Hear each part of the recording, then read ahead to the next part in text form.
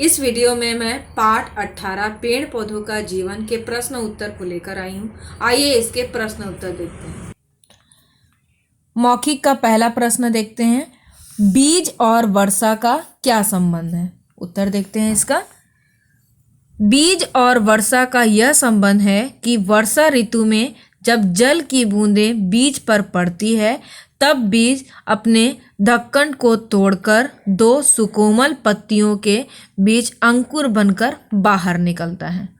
दूसरा प्रश्न देखते हैं, वृक्ष के कौन से दो भाग होते हैं। तो आपको पता है ये कि वृक्ष के दो भाग जड़ और तना होते हैं। तीसरा प्रश्न है, वृक्ष किस प्रकार भोजन प्राप्त करते हैं। उत्तर देखते हैं, वृक्ष भोजन तरल द्रव्य या वायु तथा माटी से रसपान करके भोजन प्राप्त करते हैं। अगला प्रश्न है, लेखक ने अंकुर की तुलना किससे की है। तो याद था कि आपको स्टार्टिंग में ही बताया गया था कि लेखक ने अंकुर की तुलना नन्हे से शिशु से की है। अगला प्रश्न देखते हैं, लेखक ने वृक्ष की संतान किसे कहा है। तो यहाँ पर लेखक ने वृक्ष की संतान बीज को कहा है। अगला प्रश्न है, फूलों की घनिष्ठता किन किन जीवों से है। इसका उत्तर देखते हैं, फूलों की घनिष्ठता मधुमक्खी और तितली जैसे जीवों से है। लिखित के पहले प्रश्न को देखते हैं, पौधों को जिस भी तरह रखो जड़ नीचे और तना नीचे की ओर और तना ऊपर की ओर उठेगा।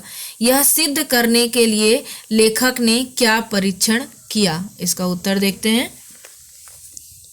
पौधों को जिस भी तरह रखो जड़ नीचे की ओर तथा तना ऊपर की ओर उठेगा। यह सिद्ध करने के लिए लेखक ने यह परीक्षण किया कि उन्होंने कुछ दिनों तक गमले को उल्टा लटकाए रखा, पौधे का सर नीचे की तरफ लटका रहा और जड़ ऊपर की ओर रही। एक दो दिन बाद देखकर उनको मालूम हुआ कि उसकी पत्तियां और डालियां टेढ़ी होकर ऊपर की ओर उठाई तथा जड़ घूमकर नीचे की ओर लटक गई। ये परीक्षण किया था। अगला देखते हैं, अंगारक वायु से होने वाली हानि से वृक्ष हमें किस प्रकार बचाते हैं। अंगारक मतलब कार्बन डाइऑक्साइड को बोला गया था। उत्तर देखते हैं, वृक्ष अंगारक वायु का सेवन करके उसे पूर्णतः शुद्ध कर देते हैं।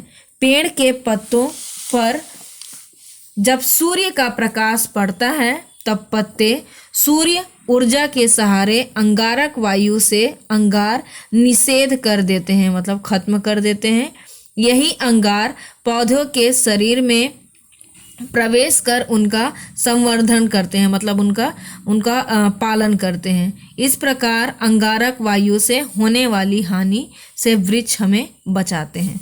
अगला प्रश्न देखते हैं, पौधे किन कारणों से मर जाते हैं। कोई 3 कारण बताइए।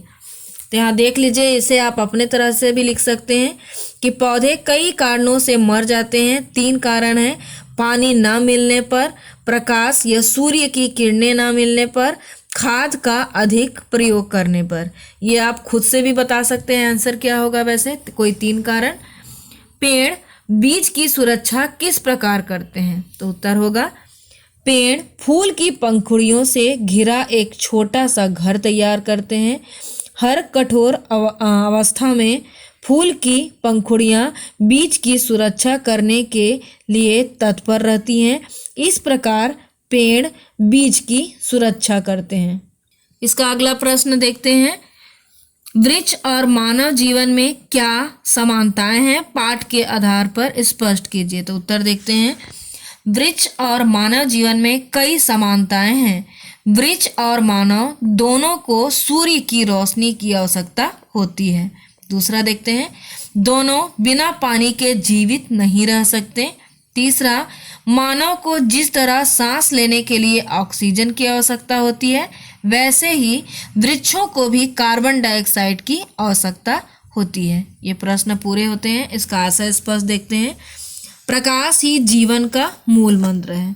इसको देखिए आप, इन पंक्तियों में लेखक ने बताया है कि पौधों को प्रकाश नहीं मिलने पर उनका सही तरीके से विकास नहीं हो पाता।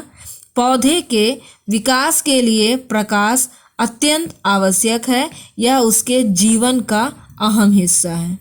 अगला देखते हैं। अब अपनी जिंदगी के लिए उसे मोह माया का लोभ नहीं है। इसका देखते हैं, आशा स्पष्ट करें इसका। इन पंक्तियों में बताया गया है कि जब पेड़ पौधे बड़े हो जाते हैं, उनका सही तरीके से विकास हो जाता है, तब उन्हें अपने जीवन का मोह नहीं रहता। वे अपने बीज के विकास के लिए प्रयत्नशील रहते हैं। अब इसके भाषा बोध देखते हैं। निम्नलिखित शब्दों के मानक रूप लिखिए। जैसे निछावर दिया हुआ है तो इसका न्योछावर होता है। नेक्स्ट माटी है तो माटी का मिट्टी होगा। सूरज का सूर्य होगा, तो ये इसका मानक रूप हुआ। सेकंड देखते हैं। पाठ में से इया ई इट प्रत्यय युक्त शब्द छांट कर लिखिए। तो जैसे आप यहाँ से देख सकते हैं, इया में बढ़िया होगा तो बड़ इसमें मूल शब्द है।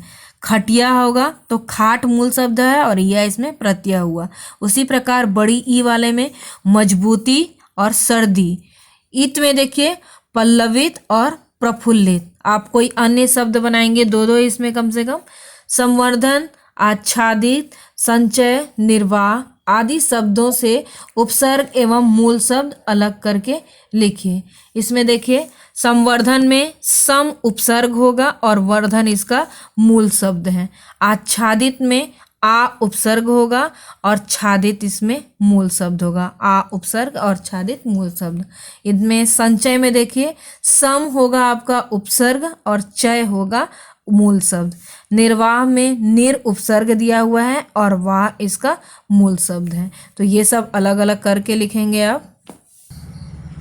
और इस तरह ये पाठ 18 के प्रश्न उत्तर और भाषा बोध पूरे होते हैं। अब अगले वीडियो में अगले पाठ को लेकर उपस्थित होंगी। धन्यवाद।